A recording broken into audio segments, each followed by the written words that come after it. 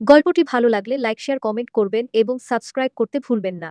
পরবর্তী গল্পের জন্য চ্যানেলটি সাবস্ক্রাইব করে বেল বাটন ক্লিক করুন। চলন্ত বাসে হঠাৎ পিরিয়ড শুরু হয় চারুর। সে তার পাশের ছেলেটিকে উদ্দেশ্য করে বলে, আপনি একটু আমাকে জানালার দিকের সিটটা দিবেন, আমার একটু দরকার আছে, না হলে কিন্তু আপনার গায়ে বমি করে দেব। চারু ছেলেটিকে মিথ্যা বলে পিরিয়ডের কথা চেপে যায়।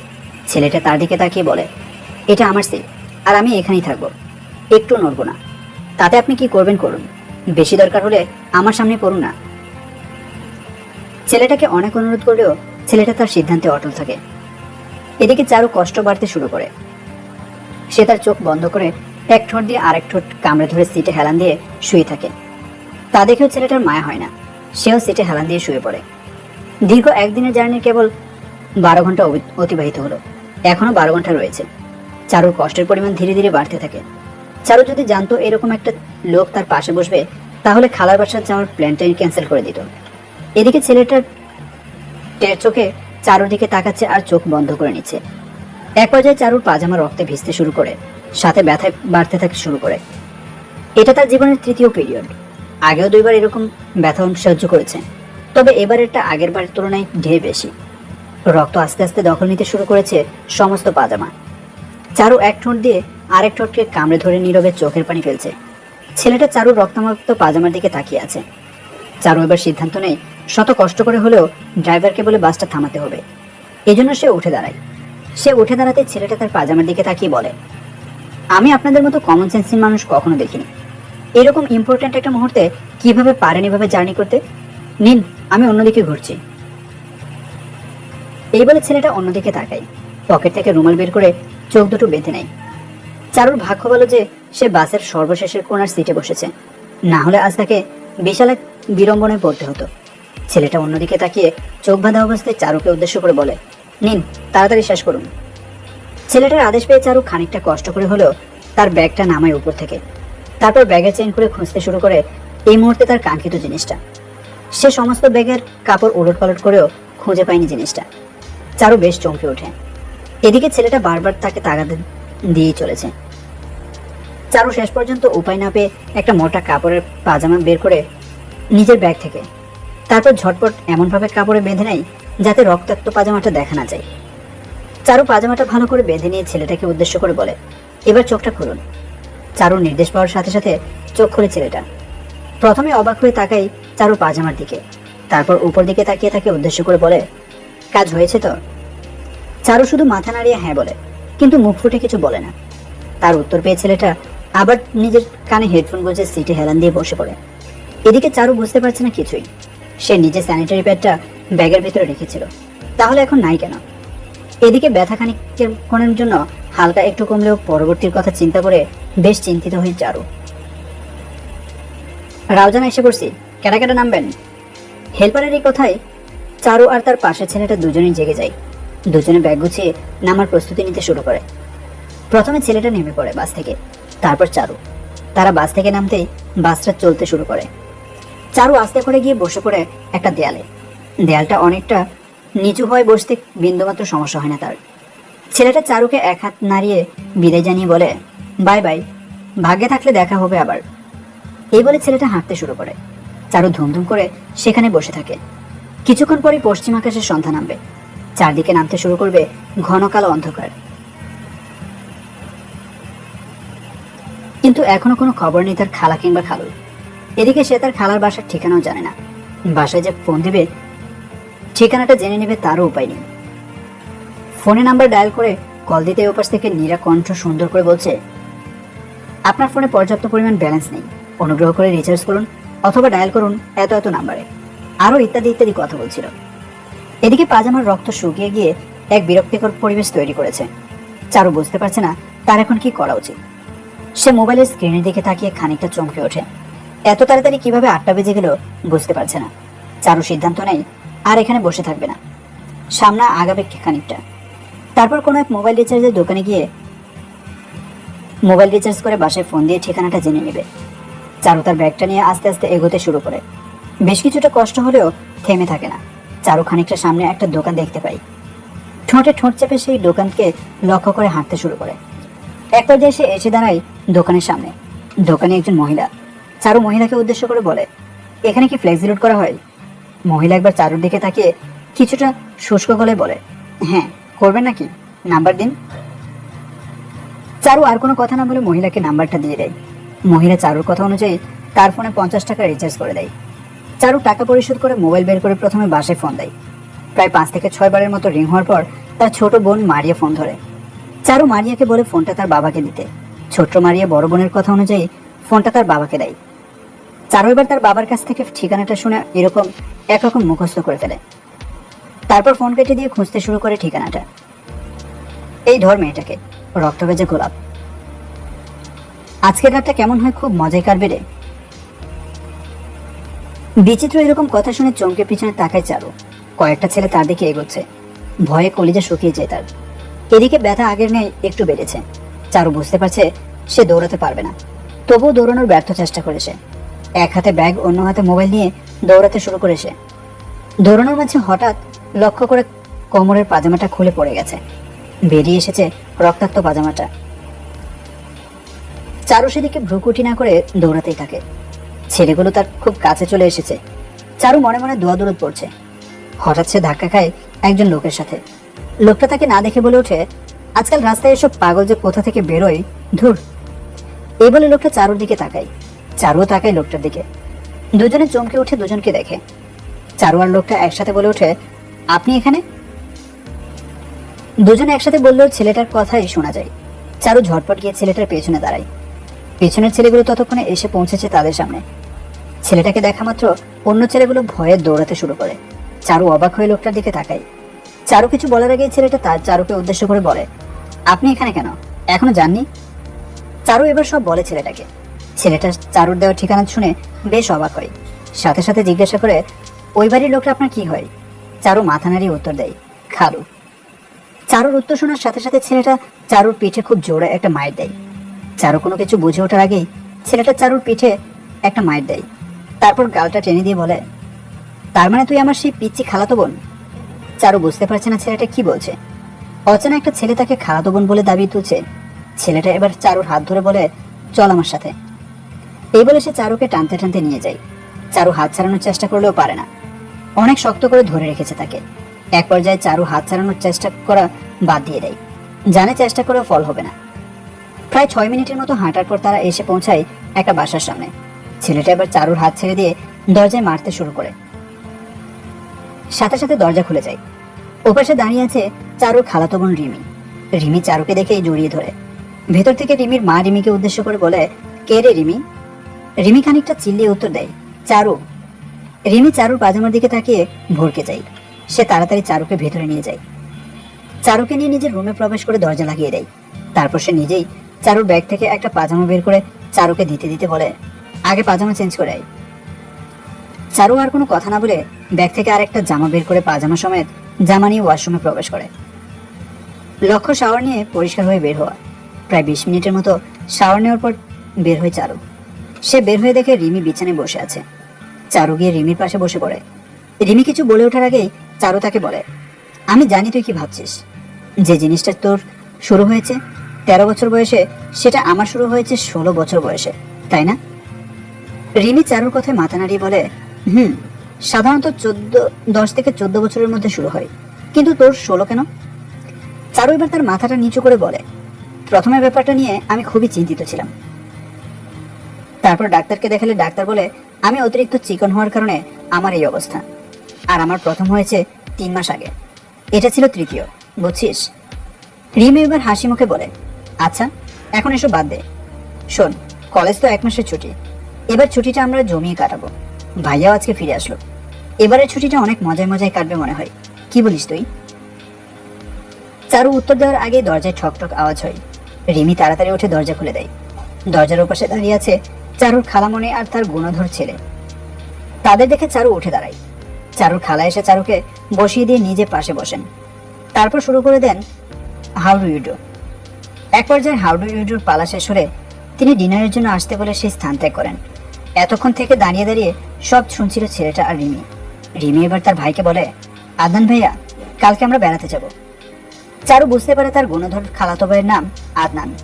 আদনান একবার চারুর দিকে আরেকবার রিমির দিকে তাকিয়ে বলে, আমার ঠেকা পড়ে নাই তোদের মতো থার্ড ক্লাস মেয়েদের সাথে ঘুরতে বের হওয়ার। এই বলে মেয়েদের মতো মুভমেন্টসি কেটে সেই স্থান ত্যাগ করে আদনান। রিমি আর চারু তার যাওয়ার পথের দিকে তাকিয়ে থাকে। চারুকে নিয়ে ডিনার টেবিলে হাজির হয় রিমি। চারু সেখানে গিয়ে দেখতে পায় তাদের আগে থেকেই সেখানে বসে আসছে আদনান ও তার মা। চারু গিয়ে আদনানের পাশের চেয়ারটায় বসে পড়ে। রিমি বসে পড়ে চারুর পাশের চেয়ারটায়। রিমির মা সবাইকে ভাত দিতে দিতে শুরু করে। চারু তার খালামণিকে উদ্দেশ্য করে বলে, খালামণি, খালু বাসায় নেই? তার খালামণি তার দিকে তাকিয়ে মুচকি হেসে বলে, তোর খালু কয়েকদিনের জন্য ঢাকা গেছে। তারপর কেউ আর কোনো কথা না বলে খেতে শুরু করে। খাওয়ার শেষ পর্যায়ে চারু অনুভব করে কেউ তার পায়ের মধ্যে সজোরে লাথি মেরেছে। সে বহু কষ্টে মুখ দিয়ে শব্দ করা হতে বিরত থাকে নিজেকে। তারপর তার কড়া চোখ দিয়ে টেবিলের প্রত্যেকটা ব্যক্তির দিকে তাকায় চারু, সবার মনোযোগী নিজ নিজ প্লেটের দিকে। চারু বুঝতে পারে না কে এই অকাজটা করলো। সেদিনের মতো ডিনার শেষ করে চারু পানি খেয়ে রিমির ঘরকে উদ্দেশ্য করে হাঁটতে শুরু করে। তার আগে রিমি নিজের ঘরে চলে গেছে। চারু রিমির ঘরে যাওয়ার সময় মাঝে একটা সুন্দর ঘর লক্ষ্য করে। কৌতূহলবশত ভিতরে প্রবেশ করে চারু। ভিতরে প্রবেশ করে ঘরের চারদিকটা দেখতে শুরু করে চারু। তার চোখ আটকে যায় বিছানার উপরে থাকার মোবাইলটার দিকে। চারু ভয় নিয়ে মোবাইলটা হাতে নেয়। তারপর কোণের বাটনটাতে চাপ দিয়ে মোবাইলটা অন করে। মোবাইলটা অন করে ওয়ালপেপারটা দেখে চিল্লিয়ে ওঠে চারু। সাথে সাথে রুমের ভেতরে আগমন ঘটে আদনানের। বিছানার উপর চারুকে মোবাইল হাতে দেখে তাড়াতাড়ি এসে চারুর হাত থেকে মোবাইলটা ছিনিয়ে নেয় সে। তারপর খানিকটা কড়া গলায় বলে, তুই আমার রুমে কেন এসেছিস? আমার মোবাইলেও হাত দিয়েছিস? তোর সাহস তো কম নয়। চারু ঘৃণিত চোখে তাকায় আদনানের দিকে। তারপর আদনানকে উদ্দেশ্য করে বলে, আপনি এত বেহায় আমি জানতাম না। ছি ছি, আপনি কিভাবে এত বেয়াদব হইলেন? আপনার বাবা মা দুজনেই ভালো, কিন্তু ছেলেটা নাম্বার 1 বেয়াদব। ছি, পাশে দুইটা মেয়ে নিয়ে কিভাবে ছবি তুলছে। চারু আর কিছু বলার আগে আদনান চারুর মুখটা টিপে ধরে। তারপর খানিকটা রেগে বলে, খুব কথা বলস তুই, আমি বেয়াদব? আরো দেখবি এরকম ছবি, এই দেখ। এই বলে মোবাইলের লক খুলে গর্বের সহিত আরো ছবি দেখাতে শুরু করে আদনান। এসব ছবি দেখে নিজের চোখ বন্ধ করে নেয় চারু। আদনান এবার চারুকে দাঁড় করায়। তারপর এক রহস্যময়ী গলায় বলে, আমি তোর মতো সারাদিন বই নিয়ে পড়ে থাকি না। পড়তে পড়তে নিজের শরীরটাকে তো ডান্ডানি চুনি বানিয়ে ফেলেছিস। আমার কাছে লাইফ মানে চিল, তোর মতো বই নিয়ে পড়ে থাকা নয়। আরো দেখবি না কি পিকগুলো। চারু আর কোনো কথা না বলে তৎক্ষণাৎ আদনানের রুম ত্যাগ করে। চারু খুব রেগে গেছে। এই ছেলের সাহস কম নয়, তাকে কিনা বলে ডান্ডানার চুনি। এর প্রতিবাদ সে নিবেই। এরকম আরো কথা, নানা কথা বের করতে করতে রিমির রুমে প্রবেশ করে চারু। দেখে রিমি ঘুমিয়ে পড়েছে। চারুও গিয়ে শুয়ে পড়ে রিমির পাশে। ঘুমিয়ে পড়ো সেদিনের মতো। রাত 2টা কি 3টার সময় এক আজব চিৎকারে ঘুম ভাঙে চারু আর রিমি দুজনেরই। দুজনে তাড়াহুড়া করে দরজা খুলে বের হয়ে বুঝতে পারে কত বড় ভুল করে ফেলেছে। মধ্যরাতে আদনানের বাড়িতে হানা দিয়ে একদল ডাকাত। দলনেতার কথা অনুযায়ী 3জন ডাকাত যথাক্রমে রিমির মা, রিমি ও চারুর গলায় ছুরি ধরে আছে। এখানে অবাক করার বিষয় হচ্ছে বাড়িতে এত কিছু ঘটে যাচ্ছে অথচ আদনানের রুমের দরজা এখনো বন্ধ। দলনেতার নির্দেশে একজন গিয়ে আদনানের দরজায় থাবা মারতে শুরু করে। প্রায় 2 মিনিটের মতো থাবা মারার পর হঠাৎ খুলে যায় দরজা।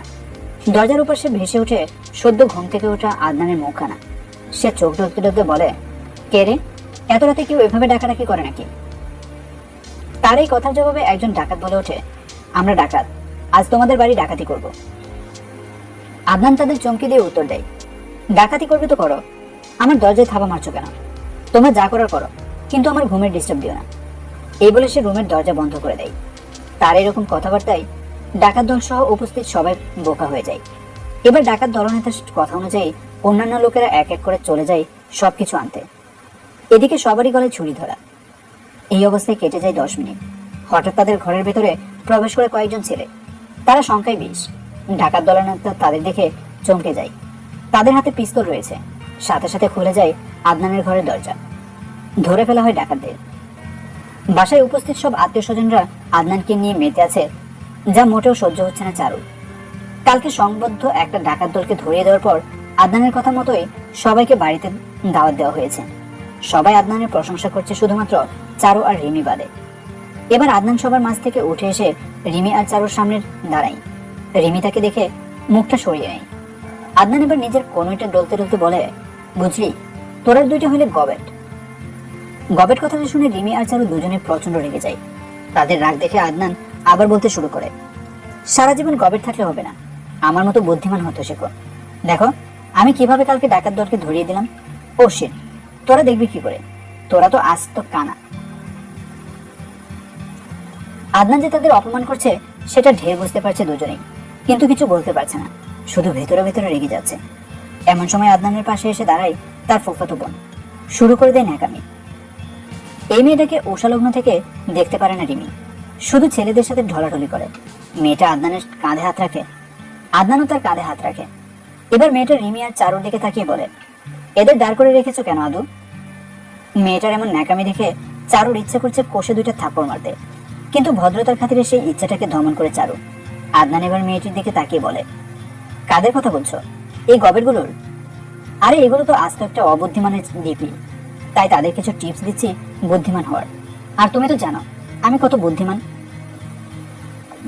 নিজের সম্পর্কে আদনানের এত অহংকার সহ্য করতে পারে না চারু আর রিমি দুজনেই। তারা দুজনে আর এক মুহূর্ত দেরি না করে সেখান থেকে চলে যায়। দুজনে রিমির রুমে প্রবেশ করে দরজা লাগিয়ে দেয়, রেগে গিয়ে বসে পড়ে বিছানায়। দুজন দুদিকে মুখ করে তাকিয়ে আছে। দুজনের মনে আদনানের প্রতি সীমাহীন রাগ বিরাজ করছে। দুজনে দুদিকে মুখ করে প্রায় 4 মিনিট বসে থাকার পর রিমি প্রথমে চারুর দিকে তাকায়, চারুও তাকায় রিমির দিকে। দুজনের মধ্যে চোখাচোখি হয়ে যায়। চারু, তোকে একটা গোপন কথা বলতে চাই, রিমি বলল। চারু খানিকটা আগ্রহ নিয়ে বলে, কি গোপন কথা?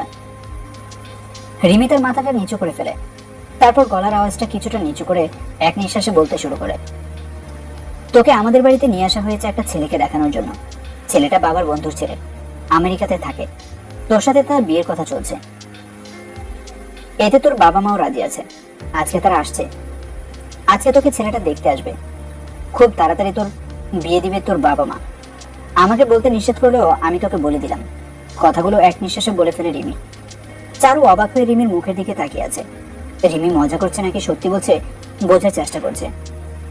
চারু আর ভাবতে পারছে না, এত তাড়াতাড়ি তাকে বিয়ে দেবার চিন্তা করছে তার বাবা মা, এটা মানতে পারছে না। চারু 2 হাত দিয়ে নিজের মাথাটা টিপে ধরে। এই মুহূর্তে তার মাথা গরম করলে চলবে না, শান্ত মাথায় ভাবতে হবে কি করে বিয়েটা ভাঙা যায়। এই নিয়ে সে রিমির সাথে কথা বলতে শুরু করে। তারপর দুজনে মিলে ঝাক্কাস একটা প্ল্যান করে ফেলে। প্ল্যানটা সফল হলে বিয়ে ভাঙবে নিশ্চিত। দুজনের মুখে হাসি ছড়িয়ে পড়ে। রিমি চারুকে একটু সাজিয়ে নিয়ে বাইরে বের হয়ে আসতো। দরজার ওপাশ থেকে কথাটা বলে রিমির মা। রিমি এই কথার জবাবে বলে, যাচ্ছি মা। তারপর রিমিকে চারু বেশি ভালো করে না সাজিয়ে বাহিরে নিয়ে গিয়ে সোফায় বসিয়ে দেয়। চারু অবাক হয়ে দেখছে চারুর বাবা মাও সেখানে উপস্থিত হয়েছে। বাসার সবাই সেখানে উপস্থিত, শুধুমাত্র আদনান ছাড়া। কথা শুরুর আগেই রিমি বলে ওঠে, আপনারা এখানে কথা বলুন, তারা আলাদাভাবে কথা বলুন। রিমির এই কথাটা শুনে চারু অবাক হয়ে রিমির দিকে তাকায়। এমন একটা ভাব নেই যেন সে কিছুই জানে না। রিমির কথায় সায় দেয় উপস্থিত সবাই। তারপর রিমি ছেলেটাকে আর চারুকে নিয়ে নিজের রুমে যায়। ছেলেটাকে বসিয়ে রাখে বিছানায়, তার পাশে বসে চারু, আর রিমি যায় দরজার আড়ালে। ছেলেটা যে খানিকটা ভ্যাবলাকান্ত সেটা বুঝতে পারছে রিমি। পর চারু অভিন।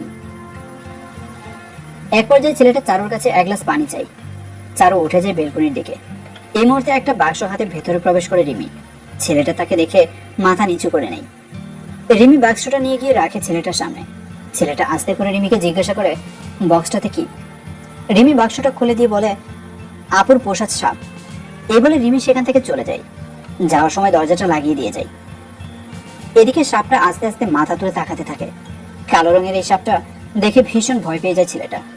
বারবার পকেট থেকে টিস্যু বের করে কপালের ঘাম মুছতে থাকে। সাপটা আস্তে আস্তে ছেলেটার দিকে এগোতে থাকে। ছেলেটা দরজার দিকে তাকায়। দরজা বন্ধ করা। পালিয়ে যাওয়ার একমাত্র পথ বেলকনিটা। দৌড়ে সেদিকে যায় ছেলেটা। লাফ দিয়ে বেলকনির পাশের গাছটাতে উঠে পড়ে। এদিকে সাপটাও যেন তার পিছু ছাড়ছে না। ছেলেটা গাছ দিয়ে নামতে শুরু করে। নামতে নামতে এক পর্যায়ে সাপের ভয়ে গাছ দিয়ে পালাতে পারে ধরে গাছে ঝুলে আছে চারুকে দেখতে আসা নিষ্পাপ ছেলেটা।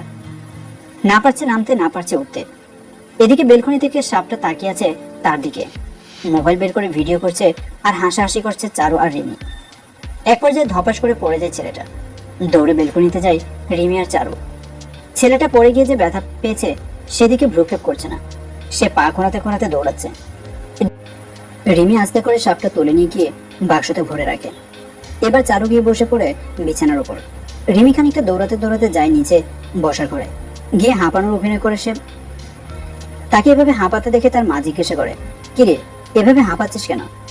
তো রিমি হাঁপাতে হাঁপাতে বলে, মা, দুলা ভাইয়া বেলকনি দিয়ে পালিয়ে গেছে। আমরা তাকে এত আটকানোর চেষ্টা করেও পারলাম না। খালি দৌড়াচ্ছে আর সাপ সাপ বলে চেঁচাচ্ছে। অথচ ঘরে সাপ কেন, সাপের বংশও নেই। রিমি এই কথা শুনে ছেলেটার বাবা মা নিজেদের দিকে চাওয়াচাওয়ি করে। তারপর ছেলেটার বাবা মাথা নিচু করে বলে, আমরা সত্যিই লজ্জিত। ছেলেটা যে এরকম কিছু করবে ভাবিনি। আজ আমরা উঠছি। এই বলে তারা কাউকে কোনো কথা বলার সুযোগ না দিয়ে উঠে চলে যায়। রিমির মা আর চারুর মা বাবা পরস্পরের দিকে চাওয়াচাওয়ি করে। এক পর্যায়ে চারুর মা বলে ওঠে, চলো তো একটু উপরে যাই, দেখে কি হয়েছে। তার এই কথাই সবাই উঠে দাঁড়ায় উপরে যাওয়ার জন্য। রিমি আগাচ্ছে আর ভাবছে, এই মুহূর্তে যদি চারু খুশিতে নাচানাচি করে আর খালাখালো যদি তা দেখে তাহলে শেষ। রিমি এসব ভাবছে আর এগোচ্ছে। হঠাৎ চারু সিঁড়িতে শব্দ শুনতে পায়। তাড়াতাড়ি দরজায় গিয়ে দেখে দল বেঁধে উপরে উঠছে সবাই। চারু কি করবে ভেবে পায় না। হুট করে তার মাথায় একটা বুদ্ধির আগমন ঘটে। চারু নিজের জামাটা খানিকটা এলোমেলো করে ফেলে। তারপর মুখ থেকে থুতু বের করে নিজের চোখের নিচে লাগিয়ে দেয়। তারপর শুরু করে দেয় কান্না করার অ্যাক্টিং। সবাই রুমে প্রবেশ করে। সবার শেষে চোখ বন্ধ করে রুমে প্রবেশ করে রিমি। কিছুক্ষণ চোখ বন্ধ থাকার পর চোখ খুলে রিমি। চোখ খুলে এক অবাস্তব দৃশ্য দেখতে পায়, যা সে আশা করেনি। চারু কাঁদছে আর তার পাশে বসে তাকে সান্ত্বনা দিচ্ছে তার মা। রিমি অবাক হয়ে চারুর দিকে তাকালে চারু রিমিকে উদ্দেশ্য করে চোখ মারে।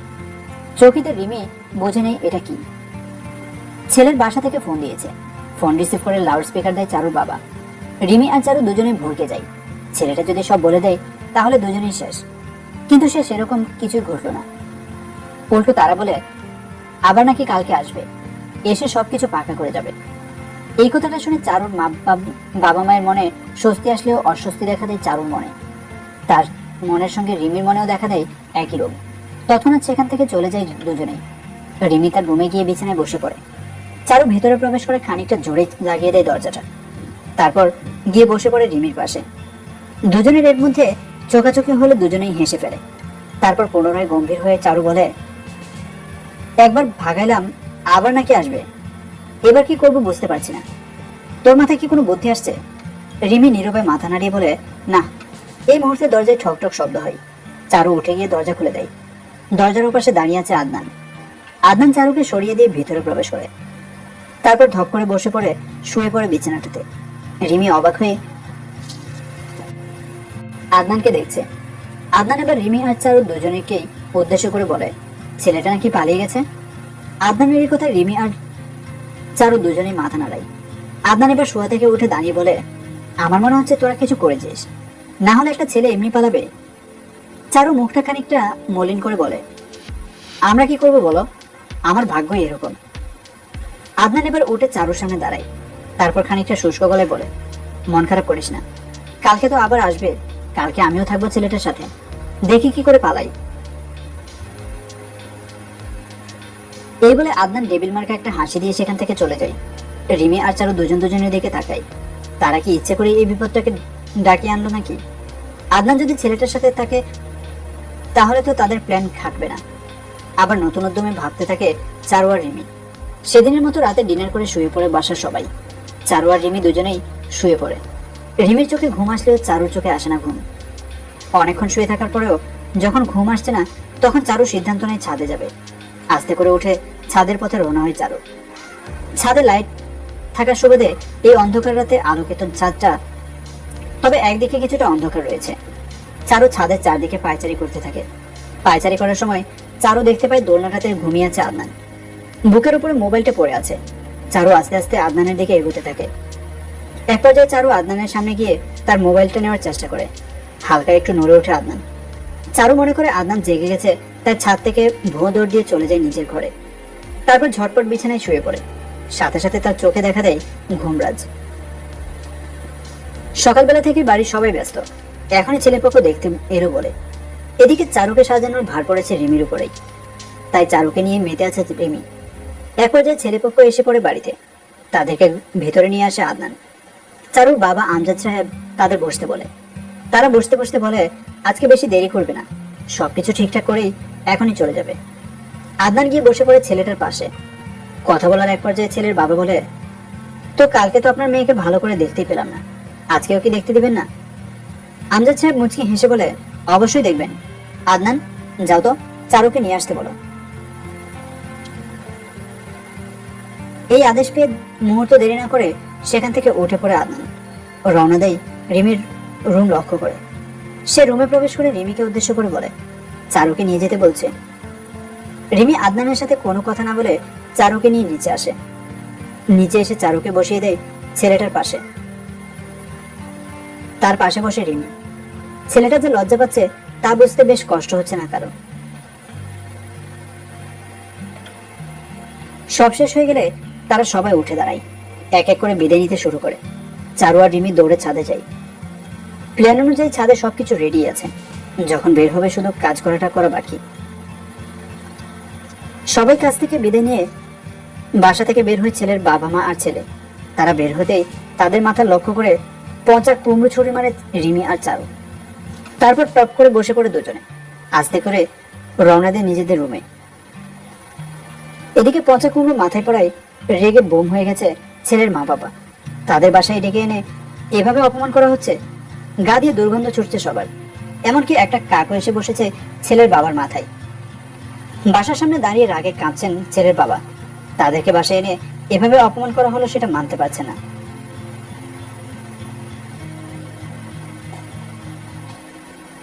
এদিকে আদনান সদর দরজা বন্ধ করে দিয়েছে। ওই অবস্থা দিয়ে তিনজনই হাঁটতে শুরু করে। কোনো রিক্সাওয়ালাই তাদের তুলছে না, মোট কথা কোনো ড্রাইভারই তাদের নিজের গাড়িতে তুলছে না। রাগে মাথার তার ছিঁড়ে যাচ্ছে ছেলের বাবার। এদিকে নিজের রুমে এসে দরজা বন্ধ করে দিয়ে হাসছে রিমি আর চারু। তারা বুঝতে পারছে বিয়ে ভেঙে গেছে, যদি তাদের অপমানবোধ থেকে থাকে। অপেক্ষায় আছে কখন ফোন দিয়ে জানিয়ে দিবে যে বিয়ে ক্যান্সেল। এই মুহূর্তে রুমের ভেতরে প্রবেশ করে আদনান ধপ করে বসে পড়ে সিঙ্গেল সোফাটাতে। তারপর এক এক করে রিমি আর চারুর দিকে তাকিয়ে খানিকটা গম্ভীর হয়ে বলে, পচা কুমড়ো ফেলাটা ঠিক করিসনি। লোকগুলো কষ্ট করে হেঁটে যাচ্ছে, কোনো ড্রাইভারই তাদের গাড়িতে তুলছে না গন্ধের কারণে।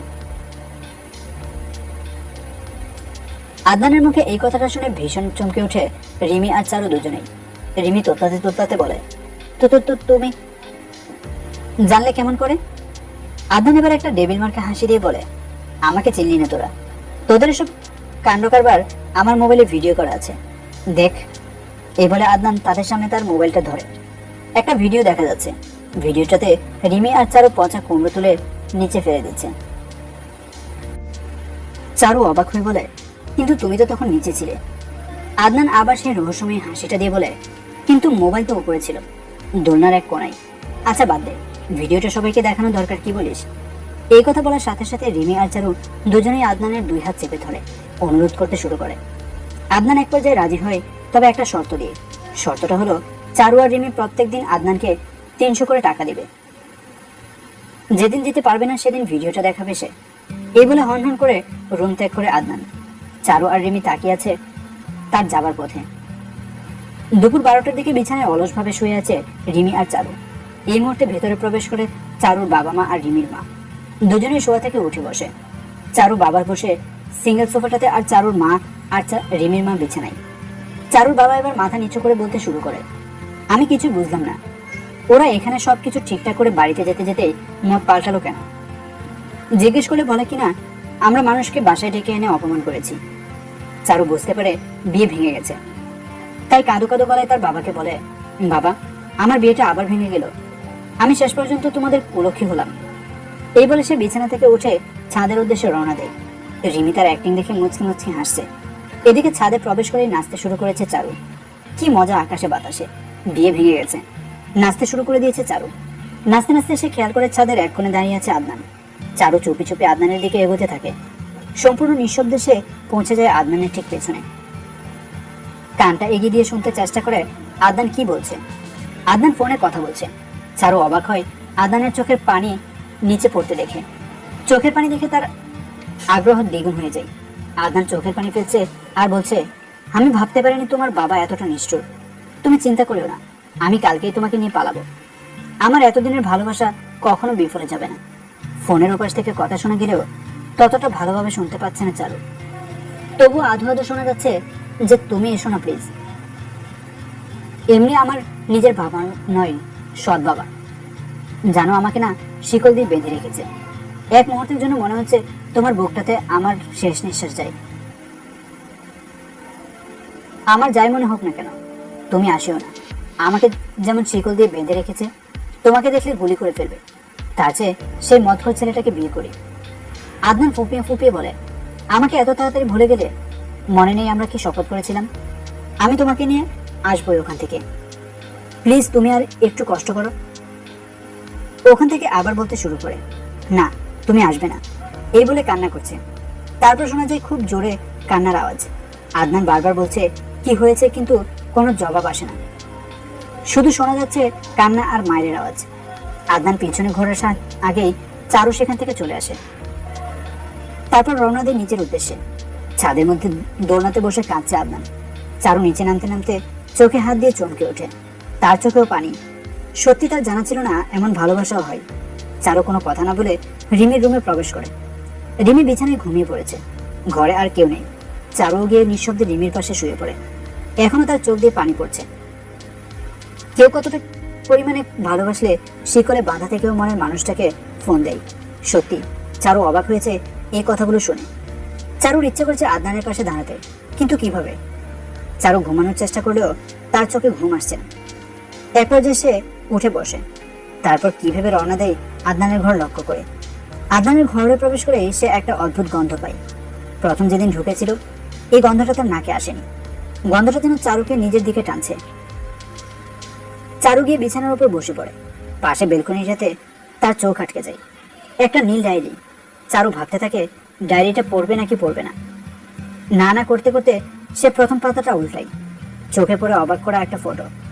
একটা ছেলের বুকে শুয়ে আছে মেয়েটা। মেয়েটার চোখ দিয়ে পানি পড়ছে আর ছেলেটা তার মাথায় হাত বোলাচ্ছে। চারু ছেলেটাকে চিনতে পারে সে আদনান। তাহলে এইটাই সেই মেয়ে। চারু মনে মনে মেয়েটার কপাল ভেবে খুশি হয়। মেয়েটা সত্যি একটা রাজপুত্র পেয়েছে। এই মুহূর্তে বাইরে থেকে কারো পায়ের শব্দ ভেতরে আসছে। আগন্তুক যে এদিকে আসছে সেটা চারু বুঝতে পারে। সে তাড়াতাড়ি ডায়েরিটা রেখে উঠে দাঁড়ায়। ভেতরে প্রবেশ করে আদনান, তার মা আর চারুর বাবা মা। আদনানের চোখটা লাল টকটকে রং ধারণ করেছে। চারু মাথা নিচু করে দাঁড়িয়ে আছে। এবার চারুর বাবা বলে ওঠে, দুজনেই শোনো, আমরা আদনান আর চারুর বিয়ে ঠিক করেছি, এবং সেটা কালকেই। এই কথা শুনে আদনান পরে চারু দুজনেই তাকায় আমজাদ সাহেবের দিকে। তারপর চারু আর আদনানের চোখাচোখি হয়ে যায়। চারু ভাবছে সে কিছুতেই এই বিয়ে করবে না। একজনের পবিত্রতা ভালোবাসা কিছুতেই নষ্ট করবে না, কিন্তু আদনান ভাবছে অন্য কিছু। তার মুখে ফুটে উঠেছে হাসি, কিন্তু সেটা কেন? চারু অবাক হয়ে আদনানের দিকে তাকিয়ে আছে। আদনানের ঠোঁটের কোণে হাসি, কিন্তু আদনান তো অন্য একজনকে ভালোবাসে, তাহলে হাসছে কেন? নাকি আদনানের মনে অন্য কিছু চলছে? আমজাদ সাহেব আবার বলতে শুরু করেন, বিয়েটাতে অনুষ্ঠান করবো না, ঘরোয়াভাবেই হবে। আদনান কিছু না বলে চুপ হয়ে আছে, কিন্তু চারু মুখ ফুটে বলে, বাবা এটা কেমন সিদ্ধান্ত? আমি রাজি নই। তুমি অন্য যে কোনো ছেলের সাথে বিয়ে দাও, তবুও করব, কিন্তু এই বিয়ে করব না। চারুর বাবা আমজাদ সাহেব রেগে চারুর দিকে তাকান। চারু খানিকটা ভয় পেয়ে যায়, সাথে সাথে নিচু করে নেয় নিজের মাথাটা। কিন্তু চারু অবাক হচ্ছে এই ভেবে যে আদনান কিছু বলছে না কেন। সে না সেই মেয়েটাকে নিজের থেকেও বেশি ভালোবাসে, তাহলে আমাকে বিয়ে করতে চাইছে কেন? আমজাদ তার শেষ কথা বলে চলে যান। তার শেষ কথা ছিল, কেউ রাজি থাকুক আর না থাকুক, এই বিয়ে হবেই। আমজাদ সাহেবের পর আদনানের মা ও চারুর মা সেখান থেকে চলে যায়। আদনান ধপ করে বসে পড়ে বিছানায়। চারু লজ্জায় আদনানের দিকে তাকাতে পারছে না। আদনান মাথা নিচু করে গম্ভীর হয়ে কিছু ভাবছে। সে ইশারায় চারুকে সামনের সোফায় বসতে বলে। চারু তার কথা মতো চুপ করে সোফাটাতে বসে পড়ে। আদনান উঠে গিয়ে লাগিয়ে দেয় দরজাটা। তারপর আবার গিয়ে বসে পড়ে আগের জায়গায়। মুখ তুলে তাকায় চারুর দিকে। একসঙ্গে চারুও তাকায় আদনানের দিকে। চোখাচোখি হয়ে যায় দুজনের। চারুকে অবাক করে দিয়ে আদনান হাহা করে হেসে ওঠে। চারু আদনানকে দেখছে আর ভাবছে, পাগল হয়ে গেল নাকি লোকটা। চারু কিছুটা ভয় নিয়ে কাঁপা কাঁপা গলায় আদনানকে বলে, ভাইয়া আপনি এভাবে হাসছেন কেন? কথাটা শুনে হাসিটা থেমে যায় আদনানের। চোখ লাল করে তাকায় চারুর দিকে। রক্তিম চোখ দেখে ভয় পেয়ে যায় চারু। আদনান উঠে দাঁড়িয়ে বলতে শুরু করে, তোর কপালটা সত্যি পোড়া। একজনের সাথে বিয়ে ঠিক হলে তাকে ভাগিয়ে দিলি। আমার মতে তাকেই তোর বিয়ে করা ভালো ছিল। আর আমি তো তোর মতো নিচু ক্লাসের কোনো মেয়েকে বিয়ে করতে পারবো না। তাই তোর জন্য কষ্টে হাসি পাচ্ছে। তোর বাবাকে বলে দিস আমি বিয়ে করতে পারবো না। চারু ভালো করে বুঝতে পারছে আদনান তাকে অপমান করলো, তবুও মুখ বুজে সহ্য করে চারু কোনো কথা বলে না। তার মতো একটা পবিত্র ভালোবাসা পূর্ণতা পাক, এটাই বেশি। সে নিচু ক্লাসের মেয়ে নিচু ক্লাসেরই কোনো ছেলেকে বিয়ে করে নেবে। এসব ভাবতে ভাবতে চারু সেখান থেকে বের হয়ে আসে। তারপর রওনা দেয় ছাদের উদ্দেশ্যে। ছাদের এক কোণে গিয়ে দাঁড়ায়। সেখানে দাঁড়ালে এত সহজে বোঝা যায় না যে ওখানে কেউ আছে। চারু এক দৃষ্টিতে তাকায় আকাশের দিকে। এই মুহূর্তে কারো উপস্থিতি টের পেয়ে চারু মাথা ঘুরিয়ে তাকায় পেছনের দিকে। আদনান একটা ফোন হাতে পায়চারি করছে। মনে হয় মেয়েটাকে ফোন দিতে যাচ্ছে। এক পর্যায়ে আদনান ফোনটা কানের কাছে ধরে বলে, নিত্যা, তুমি কেমন আছো এখন? আমি আজকে রাতেই যাব। ওপাশ থেকে কি বলে সেটা শোনার কৌতূহল ধরে রাখতে পারে না চারু। তখনকার মতো নিঃশব্দে আগাতে থাকে আদনানের দিকে। দাঁড়িয়ে পড়ে একেবারে আদনানের পিছনে। ওপাশ থেকে বলছে, না প্লিজ তুমি এসো না। বাবা শটগান নিয়ে পাহারা দিচ্ছে। আমার বিয়েটা দিতে না পারলে তার লাখ টাকা ক্ষতি হয়ে যাবে। তুমি এসো না, তোমার কিছু হলে আমি সত্যি বাঁচতে পারবো না। এই বলে ওপাশ থেকে ভেসে আসে ফুপিয়ে কান্নার আওয়াজ। সাথে সাথে কেটে যায় ফোনটা। চারু সেখান থেকে সরে পড়ার আগেই আদনান পেছনে ঘুরে। চারু বরফের মতো জমে যায়। আদনান চারুকে দেখে চমকে ওঠে। চারু দৌড়ে পালাতে ধরলে আদনান তার হাতটা ধরে দোলনায় বসিয়ে দেয়। আদনান রেগে তাকায় চারুর দিকে। চারু মাথা নিচু করে ফেলে। আদনান এবার চারুর মাথাটা ধরে বলে, আমার পিছনে দাঁড়িয়ে কি শুনছিলি? বল তাড়াতাড়ি। কথাটা আদনান খানিকটা চিল্লিয়ে বলে। চারু চমকে ওঠে আদনানের গলার আওয়াজে। ভয়ে কাঁপতে কাঁপতে বলে, মেয়েটার কথা? আদনান এবার খানিকটা স্বাভাবিক হয়ে জিজ্ঞেস করে, সব শুনেছিস? চারু মাথা নাড়িয়ে হ্যাঁ বোধক উত্তর দেয়। আদনান আস্তে করে বসে পড়ে চারুর পাশে। তারপর চারুকে উদ্দেশ্য করে বলে, আমি ওই মেয়েটাকে ভালোবাসি, নিজের থেকেও বেশি। সেও আমাকে ভালোবাসে। কিন্তু হঠাৎ তার বাবা বিয়ে ঠিক করে। সে পালাতে ধরলে তার বাবা ধরে ফেলে। তারপর একটা ঘরে শিকল দিয়ে বেঁধে রেখেছে। না জানি কত কষ্ট পাচ্ছে। এই বলে মন খারাপ করে মাথা নিচু করে ফেলে আদনান। চারু কিছুটা ভয় নিয়ে তার হাতটা আদনানের কাঁধের উপরে রাখে। তারপর আদনানকে সান্ত্বনা দেওয়ার জন্য বলে, আজকে তো তাকে আনতে হবে। আমার কাছে একটা বুদ্ধি আছে। সাথে সাথে আদনান চারুর দিকে তাকায়। তার শুকিয়ে যাওয়া গলাটা দিয়ে বলে, কি বুদ্ধি? চারু এবার আদনানের দিকে ঘুরে বসে। তারপর চারদিকে তাকিয়ে নেই একবার। তারপর আস্তে করে বলে, তুমি যদি তাকে বের করতে যাও তাহলে তো তোমাকে ধরে ফেলবে। তার চেয়ে আমি তার বান্ধবী সেজে যাব। তারপর তাকে বাসা থেকে বের করে আনবো। তুমি বাহিরে গাড়ি নিয়ে অপেক্ষা করবে। আমি তোমাদের গাড়িতে তুলে দিয়ে চলে আসবো। চারুর এই প্ল্যানটা মনে ধরে আদনানের। তাই তো চারুর পিঠে খুব জোরে একটা মেরে মুচকি হাসি দিয়ে বলে, ভালো বুদ্ধি বের করেছিস তো, যা, তোদের থেকে আর 300 টাকা নেব না। এদিকে মাইটা খুব জোরে হয়। পিঠটাতে ব্যথা শুরু হয়ে গেছে চারুর। আদনান দোলনা থেকে উঠে চলে যায়। চারু বসে ব্যথায় হাত দিয়ে মালিশ করতে থাকে। অবশেষে চলে আসে কাঙ্ক্ষিত সেই সময়। আদনান আর চারু দাঁড়িয়ে আছে মেয়েটার বাড়ির সামনে। চারু আদনানের কাছ থেকে বিদায় নিয়ে বাড়ির ভেতরে প্রবেশ করে। দারোয়ান জিজ্ঞেস করে জেনে নেই নিত্যাদের ফ্ল্যাট কোনটা। দারোয়ানের দেওয়ার ঠিকানা অনুযায়ী চারু দরজার সামনে গিয়ে কলিং বেল বাজায়। দরজা খুলে দেয় এক মহিলা। চারুকে দেখে জিজ্ঞাসা করে, কি চাই? চারু সাথে সাথে উত্তর দেয়, নিত্যার সাথে দেখা করব। আমার একটা নোট তার কাছে আছে। মহিলা বিন্দুমাত্র দ্বিধা না করে চারুকে ভেতরে নিয়ে যায়। তারপর একটা দরজার সামনে গিয়ে দরজায় মারতে মারতে বলে, নীতি, তোর বান্ধবী এসেছে। সাথে সাথে খুলে দেয় দরজা। নীল রঙের জামা পরা একটা মেয়ে দাঁড়িয়ে আছে চারুর সামনে। চারু তাকে কোনো কথা বলার সুযোগ না দিয়ে ভেতরে প্রবেশ করে। তারপর দরজাটা লাগিয়ে দেয়। নিত্যের মা বোকা মহিলা সেখান থেকে চলে যায়। চারু দেখতে পাই ঘরের বিছানার মধ্যে শিকল। নিত্যা অবাক হয়ে জিজ্ঞেস করে, এই মেয়ে, তুমি কে? চারুর সাথে সাথে বলে, আদনান ভাই পাঠাইছে তোমাকে নিয়ে যেতে। মেয়েটার সাথে সাথে বলে, চলো। এই বলে সে চারুকে নিয়ে একটা জানালার সামনে বসে। জানালা দিয়ে লাফ দেয় প্রথমে নীতি, তারপর চারু।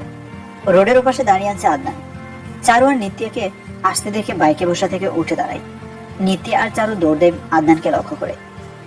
এই মুহূর্তে একটা ট্রাক চলে আসে তাদের সামনে। আদনান থ মেরে যায়। খুব জোরে একটা চিল্লান শোনা যায়। আদনান দৌড়ে সেখানে গিয়ে থমকে দাঁড়ায়। দেখার চেষ্টা করে কার ক্ষতি হলো। চারুর দেহটা পড়ে আছে, তার পাশে নিত্যা। আদনান পরীক্ষা করতে শুরু করে দুজনকে। নিত্যার আগে চারুকে পরীক্ষা করে। আদনান আগে চারুর নার্ভ চেক করে। চারুর থেকে 10 হাত ধরে পড়ে আছে নিত্যা। নিত্যার মাথা দিয়ে রক্ত ঝরছে, কিন্তু চারুর মাথা দিয়ে নয়, হাত দিয়ে রক্ত ঝরছে। আদনান চারুর নার্ভ চেক করে বুঝতে পারে চারুর নিঃশ্বাস বইছে এখনো। তারপর দৌড়ে আদনান চলে যায় নিত্যের কাছে। চোখের পানি ফেলতে ফেলতে নিত্যের হাতটা ধরে। হাতটা ধরেই চমকে ওঠে আদনান। সবকিছু ঠান্ডা হয়ে গেছে। আদনান নার্ভ চেক করে আদনান নিতিয়ার হাতটা নিজের বুকের মধ্যে ধরে কান্না করতে শুরু করে। এদিকে চারুর হাত দিয়ে রক্ত বইছে এখনো। এই মুহূর্তে আদনানের কি করা উচিত ভেবে পাচ্ছে না সে। নিত্যা তো এই পৃথিবীকে আদনানকে বিদায় জানিয়ে ওপারে চলে গেছে, কিন্তু চারু তো এখনো আছে, তাকে বাঁচাতে হবে। আদনান মুহূর্তের মধ্যে উঠে দাঁড়ায়, ভাবতে শুরু করে নিত্যার লাশটাকে কোথায় রাখবে।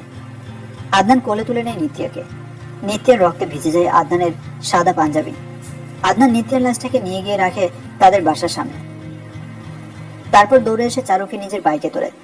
চারুকে এই অবস্থায় নিয়ে যাওয়া যাবে না, তাহলে ঢলে পড়ে যাবে। আদনান চারুকে বাইকের সামনে বসায়। চারু নিথর দেহটা পড়ে যেতে ধরে। আদনান অনেক কষ্টে চারুকে এক হাত দিয়ে জড়িয়ে ধরে বাইক চালাতে শুরু করে। কাছাকাছি মেডিকেল থাকায় বেশি কষ্ট করতে হয় না আদনানকে। সে মেডিকেলের সামনে এসে চারুকে নিজের কোলে তুলে নেয়। তারপর ডাক্তার ডাক্তার বলে চিল্লাতে চিল্লাতে ভেতরে প্রবেশ করে। তার চোখ দিয়ে পানি ঝরছে। আদনানকে এই অবস্থায় দেখে এগিয়ে আসে একজন ডাক্তার। তিনি কয়েকজন নার্সকে আদেশ দেন চারুকে ভেতরে নিয়ে যেতে।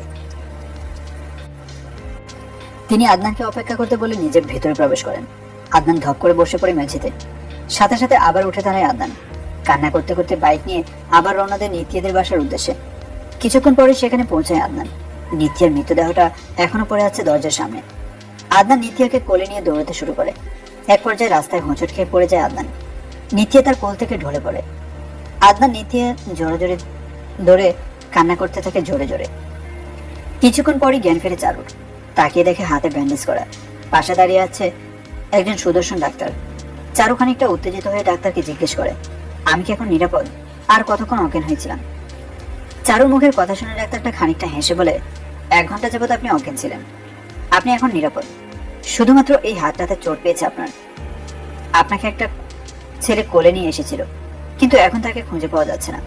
চারু বুঝতে পারছে ডাক্তার কার কথা বলছে। নিজের জন্য যতটা না চিন্তা হচ্ছে, তার চেয়ে বেশি চিন্তা হচ্ছে নিত্যার জন্য। নিত্যা ঠিক আছে কিনা নেই। চারু আস্তে করে উঠে দাঁড়াই। ডাক্তার তাকে নিষেধ করলেও সে শোনে না। তাকে এখন কষ্ট করে হলেও নিত্যাদের বাসায় যেতে হবে। চারু বের হয়ে হাঁটতে শুরু করে। রাস্তা দিয়ে হাঁটছে আর চারদিকে তাকাচ্ছে। প্রায় 10 মিনিট হাঁটার পর চারু এক অবাক করা দৃশ্য দেখতে পায়। ভালো করে দেখার জন্য আরেকটু সামনে যাই।